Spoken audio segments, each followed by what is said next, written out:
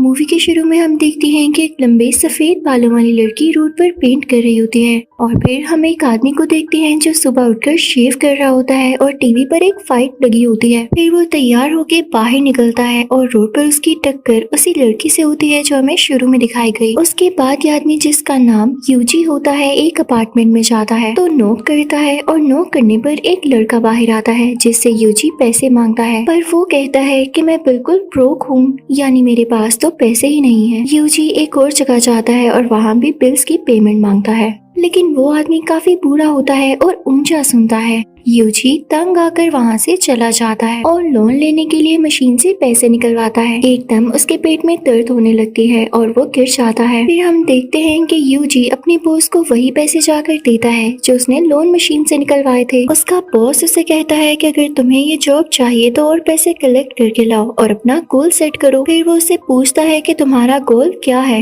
वो कहता है 3 मिलियन। वो उसे पंच मारने लगता है तो यूजी कहता है 5 मिलियन। बॉस कहता है कि अगर तुम फेल हुए तो वापस मत आना। वो कहता है कि मैं फेल नहीं होऊंगा। फिर हम यूजी को एक लाइब्रेरी में देखते हैं। वहाँ एक लड़की काम कर रही थी जो उसे पसंद आ जाती है। वो वहाँ से एक कैसेट बाय करता है और यूजी उस लड़की को अपना कार्ड भी दे देता है। फिर वो लड़की जब बुक सेट कर रही होती है तो एक लड़का कार में बैठा उसे घूर रहा होता है। फिर हम देखते हैं कि यूजी वो कैसेट सुन रहा होता है और उस लड़की के बारे में सोच रहा होता है तो उसकी कैसेट चलना बंद हो जाती है। फिर वहाँ से वही सफेद बालों वाली लड़की गुजरती है। फिर यूजी को उसकी मॉम की कॉल आती है। वो उसे 1 मिलियन मांगती है। यूजी कहता है कि मैंने आपको पहले भी मनी भेजी थी। वो कहती है कि मैं पैसे जाया नहीं करती और तुम तो जॉब भी करते हो तो तुम मुझे आसानी से पैसे भेज सकते हो। फिर यूजी दोबारा से लोन लेने के लिए बैंक में जाता है और वहाँ लोन की लिमिट ही खत्म हो चुकी होती है क्योंकि वो पहले से ही बहुत सारा लोन ले चुका था। अचानक से उसके पेट में फिर से दर्द होती है और वो अनकॉन्शियस हो जाता है। वही लड़की उसके ख्याल में आने लगती है और फिर उसको ब्लड वॉमिट हो जाती है। यूजी डॉक्टर के पास जाता है तो उसे कैंसर डायग्नोज होता है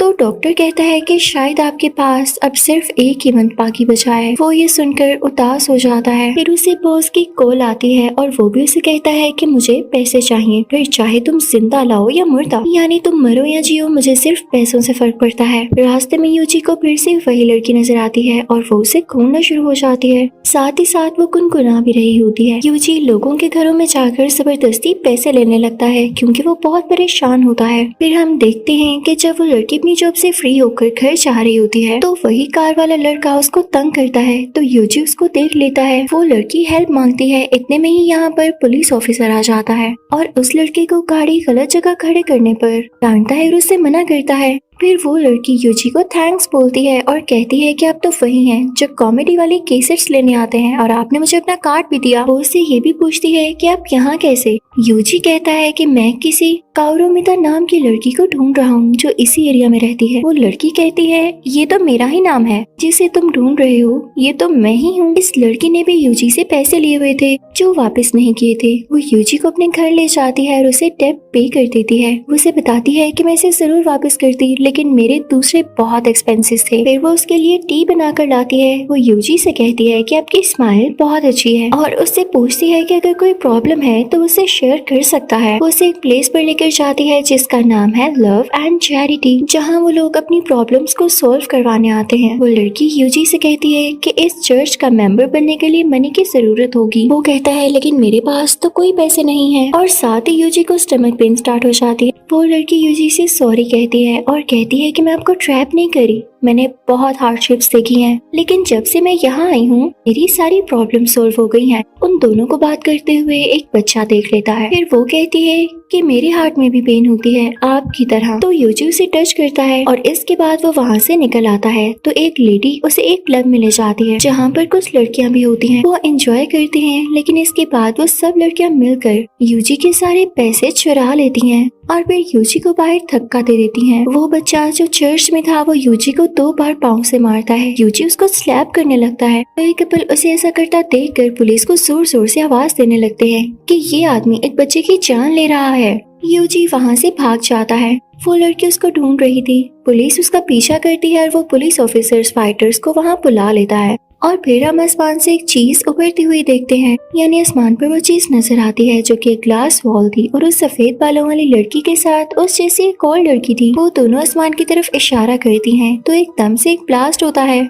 और सबके बॉडी पार्ट्स अलग हो जाते हैं। न्यूज में बताते हैं कि ये कोई रेडिएशन हैजर्ड था और अभी कुछ लोग उस वॉल में ट्रैप्ड हैं। इसके बाद हम देखते हैं कि यूजी एक जेल जैसी जगह पर था। जब उसे होश आती है तो वो देखता है कि एक कमरे में से चिल्लाने की आवाजें आ रही हैं और उसी कमरे से वो सफेद बालों वाली लड़की निकलती है, लेकिन वो कोई ह्यूमन नहीं बल्कि एक रोबोट थी। वो जब खुद को यूजी के सामने रिवील करती है तो उसकी बॉडी पार्ट्स अलग हो जाते हैं और हर जगह फैल जाते हैं। वो मशीन्स ह्यूमन के फ्लैश से ही बनती हैं। वो हर पार्ट एक ह्यूमन को मारेगा और उससे एक न्यू मशीन बनेगी। उसका एक पार्ट उस लड़के के सर पर जाकर लग जाता और उसमें से एक प्लेट टाइप चीज निकलकर उसके बॉडी पार्ट्स अलग कर देती है और उसके इंटेस्टाइन्स बाहर आ जाते हैं। ये रोबोट स्पेस से आए थे और स्पेस में कोई ऐसी ताकत थी जो इन पार्ट्स को कंट्रोल कर रही थी। यूजी के हेड पर भी वही रोबोटिक पार्ट आकर लग जाता है और उसके बॉडी पार्ट्स भी रोबोट्स जैसे बन जाते हैं। उसके माइंड में होता है कि उसे कावरू को रेस्क्यू करना है। वो उन फाइटर से लड़ता है और कावरू को बचाने के लिए निकल जाता है। फिर यूजी दो लोगों को लड़ते हुए देखता है। उन रोबोटिक पार्ट्स ने सबको अंधा कर दिया था, लेकिन यूजी ब्लाइंड नहीं था, इसलिए वो देख सकता था। उसने देखा जब उनमें से एक मर जाता है तो दूसरा उसके अंदर से एक पैरासाइट निकलता है। इससे उसको पता चला कि सारा कुछ इस पैरासाइट की वजह से है। अगर इसको मार दिया जाए तो ये सारे रोबोट से खत्म हो जाएंगे। यूजी उन सब लोगों को देखता है जिन्होंने उसे पैसे मांगे थे और उसको ब्लैकमेल किया था। उसका बॉस एक लड़की के साथ उन्हीं रोबोट्स का शिकार हो गए थे। वो किसी मासूम लड़के को मार रहे थे तो यूजी वहाँ जाकर उनसे लड़ता है, लेकिन उसका बॉस फिर जिंदा हो जाता है। वो सब लोग जिन्होंने यूजी के साथ बुरा किया था, यूजी उनको मार देता है। यूजी उनके पास जाता है और कावरू को डोर खोलने से रोक देता है। अचानक से वहाँ वही लड़का आ जाता है जिसने कावरू के साथ गलत करने की कोशिश की थी। वो भी इस पैरासाइट से अफेक्टेड था। उसने उस बच्चे को भी मार दिया और कावरू और उस छोटी बच्ची को पकड़ लिया। फिर हम देखते हैं वो फाइटर्स लोगों को रेस्क्यू करने का सोचते हैं। उनका लीडर कहता है कि अब हम लोग पुलिस ऑफिसर्स नहीं बल्कि सेवियर्स हैं, हमें लोगों को बचाना होगा। वो लड़का कावरू और बच्ची को लेकर जा रहा होता है तो यूजी भी उनके पीछे आ जाता है। यूजी कावरू से कहता है कि मैं तुम्हें बचा लूंगा। कावरू कहती है कि मुझे सिर्फ चर्च की फिक्र है, हमें उसे बचाना होगा। फिर हम देखते हैं कि वो ऑफिसर्स उसी क्लब में जाते हैं जहाँ यूजी गया था। वहाँ भी वो सब लड़कियां उस पैरासाइट से इन्फेक्टेड थीं। वो उनसे फाइट करना शुरू हो जाती हैं और दूसरी तरफ यूजी उस लड़के से कावरू को बचा रहा था। वो यूजी को जोर से फेंकता है और वो खिड़की से क्लब में जाके गिरता है। वहाँ वो ऑफिसर्स को उस लड़की से बचा लेता है और फिर वो सब मिलके फाइट करते हैं। वो अपनी फाइटिंग स्किल से उनको एक एक करके मार देते हैं, लेकिन उनमें से एक लड़की मरी नहीं होती। वो फिर से अटैक कर देती है। उधर कावरू उस लड़के को चर्च की तरफ लेकर जाती है और वो लाइब्रेरियन हिम्मत हार जाता है तो कावरू उसे बातों में लगा लेती है ताकि वो होश में रहे। वो लोग चर्च पहुंच जाते हैं तो वो लड़की देखती है कि वहाँ का गुरु भी पैरासाइट से इन्फेक्टेड था और सबको मार चुका था। कावरू उस लाइब्रेरियन के ऊपर जंप करके खुद को बचा लेती है। वहाँ फाइटर्स का लीडर मर जाता है और मरने से पहले यूजी से कहता है कि वो कावरू को बचा ले। फिर हम देखते हैं कि वो लाइब्रेरियन भी मर जाता है और वो लोग जो इन्फेक्टेड नहीं थे एक जगह पर जमा हो जाते हैं और वहाँ एक लड़की आती है और उस ग्लास वॉल पर हाथ रखती है और सोचती है कि ये मेरी रियलिटी नहीं है, तो सब दोबारा जिंदा हो जाती है। वहाँ कावरू उस बच्ची को समझाती है कि हमें इस मुसीबत यानी ट्रबल के लिए गॉड ने चूज किया है और हम इसे बच के निकल भी जाएंगे। वो बच्ची कहती है कि कोई गॉड ये नहीं करेगा, ये सब शैतान ने किया है। कावरू और वो बच्ची जहाँ छुपे होते हैं वहाँ एक रोबोटिक पार्ट उनको भी अटैक कर देता है। फिर यूजी और फाइटर्स कावरू को बचाने वहाँ आते हैं तो वो लड़का पैरासाइट को स्मेल करके और भी स्ट्रॉन्ग हो जाता है और वेपन्स डेवलप कर लेता है। यूजी कावरू को देखने जाता है तो देखता है कि वो दोनों भी अफेक्टेड थे। वो यूजी से कहती है कि मुझे मार दो तो यूजी उसके पैरासाइट को मार देता है। उस ग्लास वॉल पर सब लोग हाथ रखते हैं तो वो भी खत्म हो जाती है और इसी तरह ये मूवी यहीं पर एंड हो जाती है।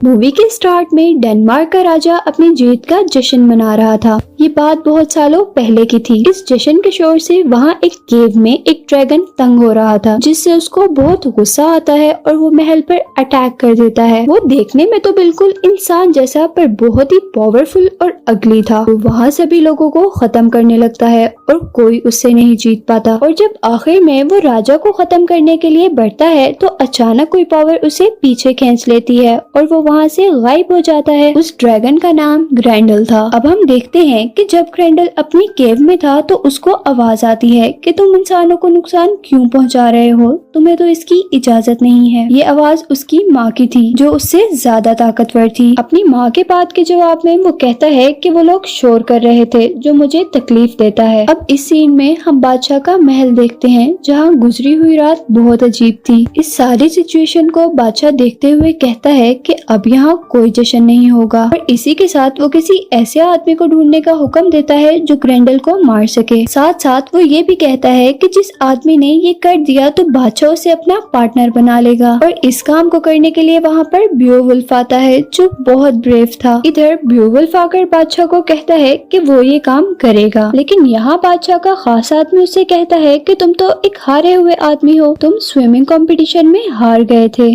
बियोवुल्फ इस बात को सुनते हुए अपनी कहानी बताता है कि जब वो लोग स्विमिंग कर रहे थे तो तब एक तूफान आया था और इसी के साथ बहुत सारे वाटर ड्रैगन भी। वो बताता है कि मैंने सबको अपनी तलवार से मार दिया और आखिर में जब मैं जीतने ही वाला था तो एक बहुत बड़े ड्रैगन ने मुझे नीचे खींच लिया। लेकिन ये आखिरी बात झूठ थी क्योंकि वो आखिरी कोई ड्रैगन नहीं बल्कि एक मरमेड थी जो बहुत ही खूबसूरत थी और यही उसके हारने की वजह बनी थी। अब दोबारा बादशाह बियोवुल्फ से बात करता है और कहता है कि अगर तुमने उसे मार दिया तो तुम्हें तोहफे में ये हॉर्न दिया जाएगा। इसी के साथ बादशाह उसे एक टिप देता है कि अगर तुमने किसी ड्रैगन को मारना हो तो उसके दिल पर वार करो जो कि उसकी नेक साइड पर होता है। दूसरी तरफ बियोवुल्फ बादशाह के पास खड़ी गाना गाती हुई मलका को पसंद करने लगता है और यहाँ सबके वहाँ से चले जाने के बाद मलका उसे बताती है कि ग्रेंडल बादशाह का ही बेटा है, इसीलिए वो अपने फादर को नहीं मार सका। इसके बाद बियोवुल्फ सबसे कहता है कि जश्न जितना शोर किया जाए ताकि वहाँ पर ग्रेंडल आ जाए और ऐसा ही होता है, वहाँ पर ग्रेंडल आ जाता है। सब उसकी पावर देखकर हैरान होते हैं क्योंकि उस पर कोई भी वेपन असर नहीं कर रहा था और साथ ही साथ वो लोगों को जिंदा खा रहा था। ग्रेंडल के सामने सारे ही सोल्जर्स हार मान लेते हैं पर यहाँ बियोवुल्फ अभी तक सिर्फ उसे नोटिस कर रहा था और जब ग्रेंडल उस पर अटैक करने आता है तो वो बहुत ज्यादा नॉइज क्रिएट करता है और इसी के साथ उसकी पावर कम हो जाती है और पावर कम होने पर बियोवुल्फ जल्दी से उसके कान काट देता है। ग्रेंडल तकलीफ में वहाँ से भागने लगता है पर बियोवुल्फ उसे जंजीरों में पकड़कर उसका हाथ काट देता है। यहाँ सभी बियोवुल्फ के जीत जाने पर जश्न मनाने लगते हैं और ग्रेंडल को हम उसकी माँ के पास देखते हैं जो उससे वादा करती है कि उसका बदला जरूर लेगी। इधर वो बादशाह उसे वो गोल्डन हॉर्न दे देता है जिसका उसने वादा किया था और मूवी के नेक्स्ट सीन में हम देखते हैं कि ग्रेंडल की माँ मरमेड की शक्ल में आकर बियोवुल्फ के ख्वाब में उसे वार्न करती है जहाँ वो देखता है कि बहुत सारी डेड बॉडीज छत से लटकी हुई हैं और वो वहाँ पर अकेला है। इधर दूसरे सीन में हम बादशाह को देखते हैं जो बियोवुल्फ को ग्रेंडल की माँ को मारने का मिशन देता है। बियोवुल्फ ये मिशन एक्सेप्ट कर लेता है और अपने साथी को लेकर मैजिकल केव की तरफ आता है जहाँ ग्रेंडल की माँ रहती है। यहाँ हम पानी के दरमियान उस केव के पास बहुत सारे स्केलेटन देखते हैं। बियोवुल्फ अपने साथी को बाहर रहने का कहकर अंदर जाता है। अंदर जाने पर हर तरफ सोना ही सोना था और दरमियान में उन्हें ग्रेंडल की लाश भी मिलती है और तभी बहुत खूबसूरत लड़की पानी में से निकलती है। यहाँ बियोवुल्फ विच यानी डायन को मारने की बहुत कोशिश करता है लेकिन वो बहुत ज्यादा पावरफुल थी और बियोवुल्फ उसका कुछ भी बिगाड़ नहीं पाया था। यहाँ वो विच बियोवुल्फ से डील करती है कि जैसे तुमने मेरे बेटे को मारा इसीलिए मुझे तुमसे एक बेटा चाहिए और इसी के साथ ये तुम्हारा गोल्डन हॉर्न भी मेरे पास रहेगा और जब तक ये मेरे पास होगा तब तक तुम बादशाह रहोगे और इसके बदले में मैं तुम्हें ग्रेंडल का सर दूंगी जिसे दिखाकर तुम ये कह सकोगे कि मैंने अपना मिशन पूरा कर लिया और इसी के साथ साथ मैं तुम्हें कभी तंग नहीं करूंगी। यहाँ बियोवुल्फ बिल्कुल ऐसा ही करता है और ग्रेंडल का सर दिखाकर सबको कहता है कि मैंने अपना मिशन कंप्लीट कर लिया और इसी के साथ अपनी फेक स्टोरी सुनाकर सबको बिलीव दिलवा देता है। इधर बादशाह दोबारा अकेले में बियोवुल्फ से मिशन के बारे में सवाल करता है। इधर बियोवुल्फ दोबारा झूठ बोल देता है जिस पर बादशाह कहता है कि मुझे कोई फर्क नहीं पड़ता कि तुम उसे मार दो या तुम्हारी उससे डील हो गई, मुझे सिर्फ इस चीज से फर्क पड़ता है कि ग्रेंडल के मर जाने पर मेरी सजा खत्म हो गई है। और दूसरी तरफ हम देखते हैं कि बादशाह अपनी सारी सल्तनत और मलका बियोवुल्फ के नाम करने का ऐलान करता है और इस इसके बाद एक मीनार से कूदकर सुसाइड कर लेता है और बादशाह के कहने के मुताबिक उसके मरने के बाद ब्यूवुल्फ को बादशाह बना दिया जाता है। अब ब्यूवुल्फ एक बादशाह था और इसी दौरान वो बहुत सारी वॉर में भी पार्टिसिपेट करता है और सभी को जीत जाता है। पर अब वो बूढ़ा हो रहा था और उसे इस बात की टेंशन थी कि अब किसी भी वक्त उसकी डील खत्म हो सकती थी और उसका ड्रैगन बेटा कभी भी आके इस किंगडम को खत्म कर सकता है। इसके बाद नेक्स्ट सीन में हम देखते हैं कि बादशाह के पास वही गोल्डन हॉर्न था जो उसने उस दिन विच को दे दिया था। इसको देखकर वो समझ जाता है कि डील खत्म हो गई और अब किसी भी वक्त वो आकर यहाँ पर हमला कर सकते हैं। उसी रात को एक ड्रैगन एक गांव को खत्म कर देता है और पहले राजा के खास आदमी को जिंदा छोड़ देता है, ये पैगाम बादशाह तक पहुंचाने के लिए कि उसका बेटा बदला लेने आ गया है। और वो आदमी ब्यूवुल्फ तक सभी पैगाम पहुंचा देता है। इधर ब्यूवुल्फ अपने किए पर बहुत ज्यादा शेम था और वो मलका को सारी बात बता देता है। मलका उसे माफ कर यहाँ से बहुत दूर चलने का कह देती है, लेकिन वो कहता है कि मैं इस किंगडम को बचाना चाहता हूँ और वो ड्रैगन को मारने के लिए निकल जाता है। नेक्स्ट सीन में हम ब्यूवुल्फ को उस मैजिकल केव के सामने देखते हैं जहाँ पर वो अपने खास आदमी को कहता है कि अगर मैं मर गया तो नया राजा तुम होंगे। ब्यूवुल्फ उन दोनों ड्रैगन से रिक्वेस्ट करता है कि उनके स्टेट को छोड़ दिया जाए, लेकिन यहाँ वो ड्रैगन जो ब्यूवुल्फ का बेटा था बहुत गुस्से में था और ब्यूवुल्फ पर फायर अटैक करके आगे बढ़ जाता है। ब्यूवुल्फ भी ड्रैगन के पीछे पीछे जाता है और अपनी कुल्हाड़ी पर रस्सी बांधकर ड्रैगन को मारता है और उसी से लटक जाता है। दूसरी तरफ ड्रैगन को देखकर सारे सोल्जर्स उस पर अटैक कर देते हैं, जिनको ये नहीं पता होता कि बादशाह ड्रैगन के साथ है और यहाँ पर बादशाह को जल्दी से वहाँ से जंप करना पड़ता है। यहाँ वो ड्रैगन सब पर फायर अटैक कर रहा था और तभी ब्यूवुल्फ माउंटेन से जंप करके उस ड्रैगन के ऊपर चढ़ जाता है। ड्रैगन उसे पीछे छुड़ाने की बहुत कोशिश करता है, इवन के वो पानी तक चला जाता है, पर ब्यूवुल्फ उसे नहीं छोड़ता। ड्रैगन अब गांव और रानियों को खत्म ही करने वाला था कि ब्यूवुल्फ को उसकी गर्दन पर कुछ लाइट नजर आती है। उस लाइट को देखकर ब्यूवुल्फ को पहले राजा की सारी बातें याद आती हैं। ब्यूवुल्फ जल्दी से उसकी नेक पर अटैक करता है और उसकी पावर कम कर देता है, लेकिन यहाँ पर ड्रैगन की पावर फिर भी ज्यादा कम नहीं हुई होती। ब्यूवुल्फ उसके दिल पर अटैक करना चाहता था, लेकिन उसकी तलवार छोटी थी। इधर ब्यूवुल्फ अपने दूसरे हाथ को काटते हुए ड्रैगन का दिल निकाल लेता है, जिससे ड्रैगन खत्म हो जाता है। मरते हुए ब्यूवुल्फ अपना सारा झूठ अपने दोस्त को बता देता है, लेकिन उसके बहुत अच्छा होने की वजह से उसके झूठ को झूठ ही रहने दिया जाता है। इधर ब्यूवुल्फ की ब्रेवरी के रिकॉर्ड उसे एक शिप में डाला जाता है और जला दिया जाता है, लेकिन ब्यूवुल्फ की बॉडी वो विच पानी में ले जाती है। और इसी के साथ मूवी के एंड पे हम देखते हैं कि वो विच नए राजा को भी अपने जाल में ट्रैप करने की कोशिश कर रही थी और मूवी यहाँ पर एंड हो जाती है।